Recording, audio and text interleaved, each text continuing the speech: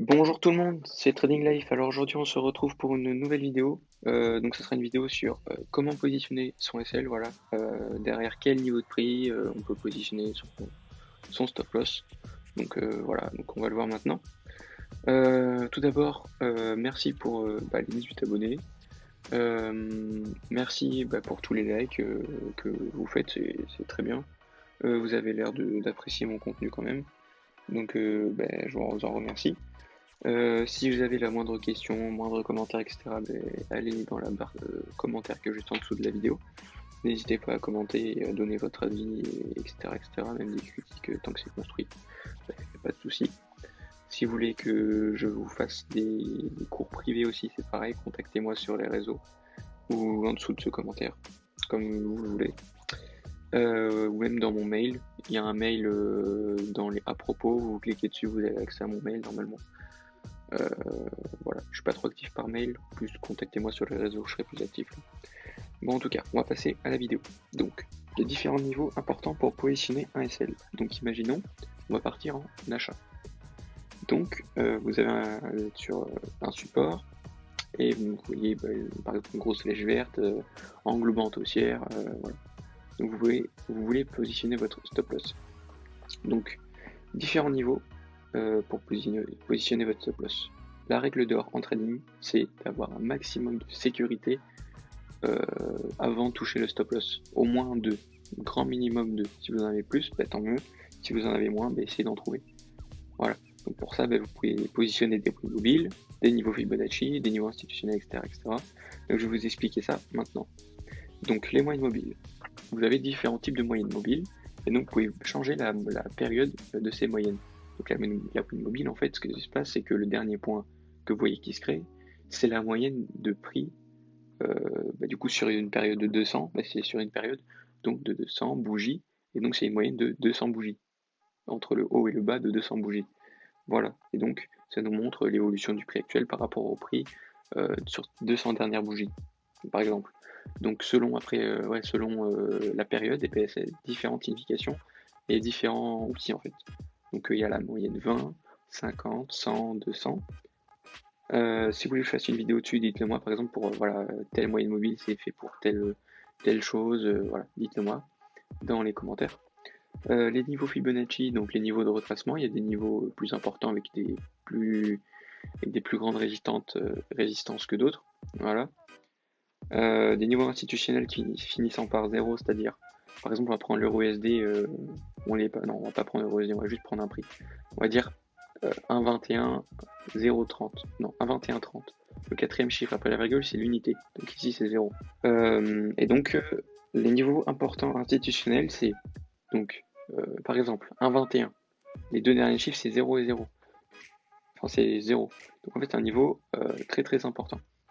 Il y a les 21, 1, 21, 20. Enfin, même si je vous dis 1, 21, c'est pas le.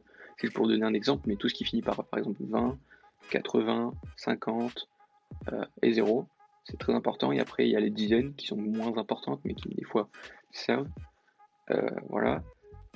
Vous avez euh, les supports et résistances que vous avez tracés à l'avance. Donc, support résistance horizontaux et obliques. Enfin, support résistance oblique et horizontaux, donc les trendlines par exemple. Voilà, vous avez ça. Vous avez donc les hauts bas du jour, de la semaine, du mois, selon où c'est. Vous pouvez positionner votre stop loss. Par exemple, les hauts ou les bas par rapport à un pattern. Vous voyez par exemple l'épaule tête épaule dans la dernière vidéo. Vous placez en dessous de l'épaule. Voilà. Par exemple, si vous voulez acheter, c'est épaule tête épaule inversée. Donc vous positionnez votre stop loss sous l'épaule droite et donc c'est une sécurité. Voilà. Vous avez aussi par exemple des points pivots. Je ne l'ai pas écrit ici, mais c'est des points pivots en fait. C'est une moyenne entre les supports à résistance du dernier jour. Enfin, vous pouvez le choisir en fait, soit en daily, soit en weekly ou en monthly. Enfin en mois quoi, parce que mon accent anglais n'est pas ouf. Et en fait voilà, c'est les supports résistance, une moyenne de ces supports résistance qu'il y a eu du mois dernier. Et donc ça réagit très bien sur ces niveaux aussi. Voilà. Donc on va passer sur les graphiques et on va analyser une paire et je vais vous montrer du coup comment placer mon stop loss par rapport aux éléments que je viens de vous dire. Voilà. Ok, on se retrouve sur USDK dans Weekly. Donc j'ai préparé un minimum, j'ai juste regardé et du coup j'ai été direct en Weekly parce qu'on va commencer par là, c'est mieux pour trouver des bonnes zones. Donc on est en Weekly, donc on va analyser de base, vous savez, donc les trendlines, les supports résistance. On va prendre ici, hop. On va même faire une zone. Regardez ici. Vous l'avez vite fait regarder quand même, donc je sais où les tracer. Hop. Voilà ce que je fais pour placer mes zones comme ça. Regardez ce que je fais. Quand il y a des mèches ici au bout, je les pose ici. Et quand il y a une résistance comme ça où ça rejette un niveau de prix, où il y a juste la mèche, je le pose ici, l'autre zone. Et comme ça, vous voyez, ça fait une zone. Ça fait plusieurs supports. Enfin, c'est une zone quoi, il y a plusieurs supports résistance au même endroit. Ici, c'est que des supports pour l'instant. Mais voilà. Comme ça, on voit ça réagit ici. Donc, entre ces zones-là, il y a des chances que ça se retourne, par exemple. En haut, vous voyez aussi une résistance. Donc, on va partir d'ici parce qu'il y a un petit gap. Je sais pas si vous avez vu une de mes dernières vidéos, mais qu'est-ce que je fais là. Vous voyez le prix d'ouverture ici, le prix de fermeture ici, le prix d'ouverture de la rouge est plus haut. Donc, il y a eu un gap. En plus, ça fait englobante baissière et en même temps un harami. Une sorte de harami. Voilà. Donc, on est toujours en weekly. Donc, on est en bas. Donc, on va prendre position en bas. Non, on va prendre sur le passé, ce sera plus simple. On va se mettre ici. Je vais juste mettre un petit rectangle pour dire c'est ici. Pour retrouver. Après, hop, voilà. Donc, on est en weekly. Bon, on va trader ça là. Juste ça là. Hop. Donc, je vais tracer ça. Ça nous fait une trendline ici.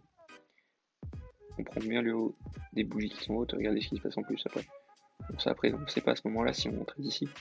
Mais vous voyez, voilà. Pour ça, il faut bien attendre que ça rebondisse. Parce qu'on se dit là, regardez, ça rebondit, on y va, c'est bon.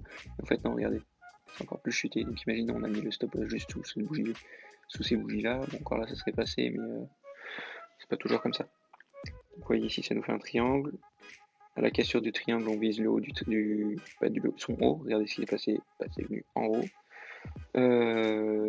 Voilà. Qu'est-ce qu'on peut faire ici? On va aller en daily. On va aller justement directement à l'endroit ici. Tac. On va regarder, on va mettre un niveau Fibonacci ici. On va voir où ça donne.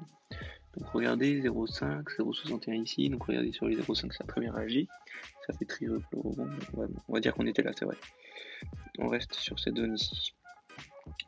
Donc 0,5, ça réagit. Vous voyez, imaginons, bon là on est en weekly, hein, mais allez, on va en 4 heures. Bon, j'arrive pas à aller en dessous de 4 heures parce que sinon c'est trop loin, ça charge plus le graphique, excusez-moi. On va prendre exemple en daily, par contre ça marche dans tous les time frames, hein, voilà. Là, bon, c'était un bon exemple. Après, il y en a des exemples partout. Hein. Donc imaginons, voilà, en daily, on peut regarder une englobante, puis une barre dérogée sur ce niveau-là, la résistance. Donc ce qu'on peut faire par exemple, donc on revient en weekly, time frame supérieur juste, voilà, dites-vous, voilà, c'est tous les time frames, ça fonctionne plus ou moins pareil, enfin ça fonctionne pareil tout simplement. Donc par exemple ici, vous voyez, le dernier plus bas était ici, et donc le prix a une chance de revenir ici. Donc ce qu'on peut faire dès qu'on voit la bougie daily haussière, donc qu'on veut prendre position, ben, le stop loss déjà on peut le placer au moins sous cette zone ici, au moins.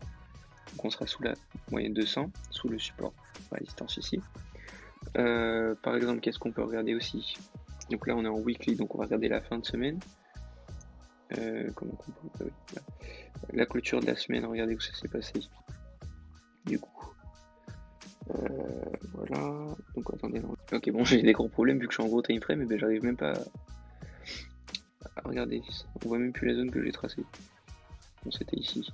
Du coup, la clôture du mois, ça s'est fait ici. Et vous voyez, la clôture du mois, il y a eu des supports résistance, vous voyez. Ici, ça a rejeté, ça s'est fermé pile au niveau de l'ouverture de celle-là, vous voyez. Descendu ici pendant le mois. Donc voilà, ça fait office de support résistance.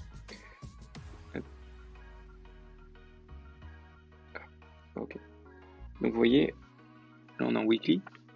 Donc on a vu la bougie verte daily. Donc on place déjà sous cette zone là. ok. Après, on regarde les niveaux institutionnels. Donc, regardez à droite, là, ici, il y a les données du prix. Donc, si on est sous le support, donc on peut placer ça sur un support institutionnel. Donc là, par exemple, on est sur les 1,1850 à peu près. Donc, c'est du weekly, c'est compliqué d'être précis. 1,1850, on va dire ici. Il y a les 1,18 tout court. Voilà, 1,18. 1,1820 aussi. Donc, vous voyez ici, on aurait pu très bien se positionner là. Voilà, donc le bas du mois, c'était celui-là. Je vous l'ai montré juste avant le graphique sur le mois, ça a commencé, c'est venu piquer ici, après ça a monté. Donc en fait, le mois il doit être sur ces bougies-là. C'est peut-être les deux dernières bougies pour venir ici.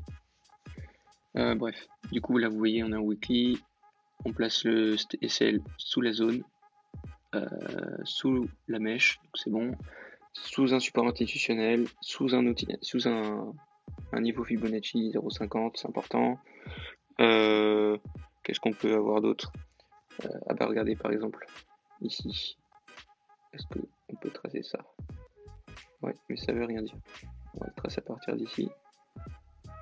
Donc voilà, selon les paires aussi, vous voyez, on peut tracer des trendlines un peu bizarres entre guillemets. Par exemple là, je vais tracer comme ça. Oui, sur l'or par exemple, on peut tracer des trucs un peu comme ça aussi. Il y a des devises, des paires de devises où ça sert à rien de tracer des choses comme ça réagit pas. Donc voilà. Du coup ici vous voyez, on prend ce haut là, ce bas là, regardez ce qui se passe après. Regardez, hop, on met bien sur la mèche. Regardez, la mèche ici. Et regardez ce qui se passe ici. Voilà, ça fait une confirmation supplémentaire pour mettre le SL dessous. Donc ça peut très bien faire une mèche, hop, et repartir. Du coup, c'est pour ça qu'il faut se protéger. Et par exemple ici, on peut prendre à 1,18. Vous voyez par rapport à la distance, les mèches qui ont été faites avant, par exemple là, voilà, les grandeurs des mèches, vous voyez comment à peu près ça réagit sur des niveaux. Donc voilà, vous calculez calculez pas, mais faut voir selon ces rejets, à quelle distance à peu près faut de positionner le stop loss, et du coup le stop loss vous le positionnez sous un niveau institutionnel. Donc là si vous choisissez 18,50, vous mettez à, je sais pas, 18,40, 18,35 par exemple. Et donc comme ça vous laissez une marge, et le spread aussi, parce que le spread des fois on peut se faire vite avoir quand les brokers sont pas réglo, ou que du coup il y a des news économiques, du coup ça fait augmenter les spreads, qu'après le soir la session asiatique les spreads ils montent aussi. Voilà, il y a plein de choses comme ça.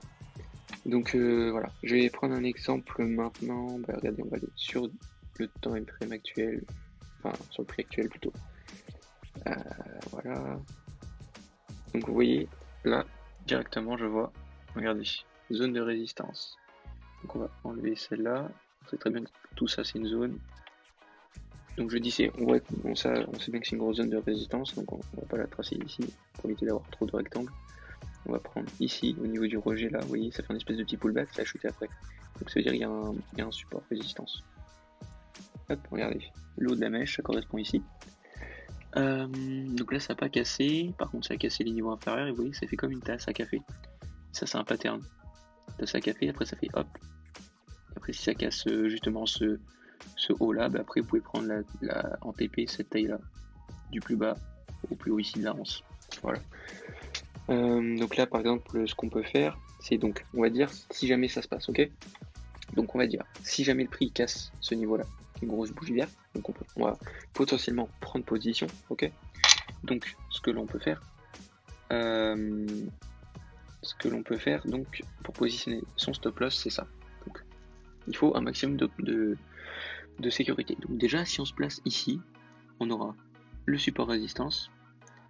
Non, pas encore ici, c'est un peu tôt. C'est un peu juste, il faut le positionner un peu en dessous. Parce que ici, si vous voyez, c'est une zone de support résistance aussi. Donc ça peut très bien revenir ici, retest et repartir à l'os après. Par exemple, juste en dessous, un peu plus bas. Donc en dessous de ce niveau-là, regardez, c'est un niveau quoi lui? Le vert, c'est un niveau. Ah non, c'est un niveau weekly, du coup, c'est. Voilà, le vert, c'est les 0,50. Donc au pire, sous les 0,50 ici. Donc le mieux aussi, donc c'est la moyenne mobile, en dessous de la moyenne mobile, au niveau de la moyenne mobile, parce que vu comment elle est en train de faire, le prix va faire sûrement comme ça. Donc à ce niveau-là, le stop loss, ensuite là 23,50. C'est bien de prendre des outils Fibonacci comme ça sur des zones institutionnelles aussi, c'est pas mal. Puis on place sur le plus bas, sur la première mèche à gauche, et donc voilà, ça réagit ici. C'est sur les 0,50 ici, vous voyez, ça fait un doji, ça risque de se retourner à la hausse après, je sais pas. Mais c'est sur une zone, vous voyez ici, ça a cassé ce haut là, ça a pas cassé la mèche. Donc là ça fait peut-être un pullback, je sais pas. En tout cas, il faut que ça casse ce niveau là. Donc imaginons ça casse ce niveau là, la bougie elle s'arrête là, le stop loss, on va le positionner. Donc on va dire ça arrive là, on va le positionner au niveau de la moyenne mobile 200. Et là, ce qu'on peut faire, c'est utiliser les niveaux Fibonacci et viser les 1,61,8 par exemple. Ou les 1. Oui, les 1 ici. Donc il faut juste avoir un risk ratio supérieur à 1. Ici, vous voyez, c'est marqué 1,38. Voilà. Après, on peut très bien viser un 27, 61, voilà, vous voyez. Après, vous pouvez très bien viser long terme comme ça, et puis ensuite, vous managez votre trade, c'est-à-dire si ça arrive à tel niveau, vous levez votre stop loss, voilà, ce qu'on appelle du trailing stop. Imaginez le prix fait ça, correction ici, il repart à la hausse, on peut mettre le stop loss dessous ici, par exemple, et monter comme ça jusqu'en haut. Et puis si jamais ça se retourne, ça touche le stop loss et vous êtes en bénéfice de, je sais pas, vous êtes en bénéfice, je sais pas, de 1, 2, 3%, selon les risques que vous avez fait ici, et voilà. Donc voilà, hein. Utilisez le maximum d'outils que je vous ai mis dans le diaporama juste avant. Comme ça pour positionner votre stop loss en dessous. Donc utilisez bien ces niveaux importants. Utilisez un maximum de sécurité et positionnez votre stop loss en dessous. Et le plus important en trading, c'est pas le TP, là où il doit être positionné, c'est le stop loss et ensuite le risque ratio, donc ce que vous risquez de perdre pour gagner X. Voilà. Comme là je vous l'ai montré, 1,38, c'est-à-dire que la partie verte, la partie du TP, 1,38 fois plus grande que la partie en rouge, donc de perte. Donc c'est-à-dire si vous gagnez, vous arrivez bien au TP, vous gagnez 1,38 fois ce que vous avez risqué. Voilà, imaginons vous risquez de 1% du capital, vous dites ok je perds, on va dire 10 euros. Et bien si ça arrive au SL, vous perdez 10 euros. Si ça arrive au TP, du coup vous gagnez 13,80 €. Voilà, il faut surtout que ça soit positif. Voilà. Après en vente c'est exactement pareil, hein. Positionner au-dessus des moyennes mobiles, au-dessus des niveaux Fibonacci, au-dessus des niveaux institutionnels, etc. Et voilà, le tout c'est d'avoir au moins 2 sécurités pour prendre position. Voilà. Donc ce sera tout pour la vidéo d'aujourd'hui. Ce week-end je vais vous faire une vidéo analyse des cours. Donc voilà, j'analyse en direct, un peu comme là je viens de le faire pour l'exemple d'ici. Et du coup, je donne mon avis sur les cours actuels, ce que je vais faire, ce que je vais pas faire, etc., et analyser en direct avec vous tout simplement pour voir comment on peut faire en direct. Voilà, comment on peut réagir à telle et telle chose, qu'est-ce qu'on attend du prix, les conditions, etc., comme je fais d'habitude dans la vidéo analyse des cours. Donc voilà, soyez présents. Ce sera une petite vidéo un peu plus longue parce que analyse des cours, voilà, j'analyse 4-5 paires totalement. Hein. Je fais pas comme certains qui regardent juste comme ça 4 trucs et ils disent bon bah y a rien à faire, tac tac tic, et puis qui font toutes les paires de devises qui existent. Tout ça juste pour faire du contenu sans rien apprendre aux gens parce que bon, si c'est pour dire bon bah y a rien à faire ou dire il y a peut-être quelque chose à faire que si vous achetez ma formation vous savez ce que vous pouvez faire. Enfin bref, je vais pas m'étaler sur le sujet. Chacun fait ce qu'il veut. Hein. Juste comme ça, je vous dis, je vais pas donner de nom, mais ça sert à rien d'acheter des formations en ligne. Vous avez déjà tout sur YouTube. Donc mon rôle déjà, mon objectif sur YouTube déjà, c'est d'apprendre aux gens gratuitement et d'aussi éviter aux gens d'acheter des formations 500 € alors que les gens qui vendent des formations 500 € ont vu la vidéo qui vient de YouTube en fait de base. Vous voyez, vous voyez gratuitement sur YouTube, dans le fond de YouTube, sur des chaînes un peu petites et pas trop connues. Et après, ils apprennent la stratégie et vous vendent ça à 500 €, 1000 € sur leur site en croyant c'est eux qui l'ont inventé, etc. Alors que c'est toutes les mêmes. D'ailleurs, toutes les formations trading que vous voyez, c'est toutes les mêmes. C'est tous pour des débutants. Il n'y a pas de formation pour avancer, expert, etc. Voilà, les formations en ligne que vous avez de nos jours, voilà. Si vous êtes débutant, bon bah ok. Mais si vous avez déjà des bonnes bases et que vous savez à peu près ce que vous faites et qui vous montre juste quelque chose de base du trading, enfin ou pas, par exemple la psychologie ou importe que vous avez déjà des grandes bases pour trader, ça sert à rien d'aller acheter leur formation, c'est totalement inutile, vous allez absolument rien apprendre. Et vous aurez la même chose gratuitement sur YouTube, par exemple, comme les chaînes sur laquelle vous êtes actuellement, qui offrent du contenu gratuitement et qui éduquent et qui aident à comprendre le trading pour ensuite se faire une source de revenus grâce à ceci. Donc voilà, terminé. J'ai dit ce que j'avais à dire. En tout cas, merci à vous d'avoir regardé la vidéo. Abonnez-vous, likez, partagez, activez la cloche. Comme ça, vous serez au courant quand je ferai une nouvelle vidéo. Samedi, la vidéo sortira soit à 16h, soit à 18h, je ne sais pas trop encore. Si vous donnez-moi dans les commentaires votre avis selon pour me conseiller sur l'ordre de sortie de vidéo. Voilà, pour que vous puissiez la regarder sans trop chercher, sans trop baisser dans les abonnements, parce que des fois, vous savez, abonner à trop tellement de chaînes que des vidéos, après on les voit même plus, on se dit on va voir ça plus tard, et en fait au final on voit pas, etc., etc. Bon, je parle un peu beaucoup pour pas grand chose. Donc merci d'avoir regardé la vidéo, je vous redis encore, laissez un like, abonnez-vous, partagez, activez la cloche, et je vous dis à samedi, bonne vidéo, merci beaucoup, abonnez-vous.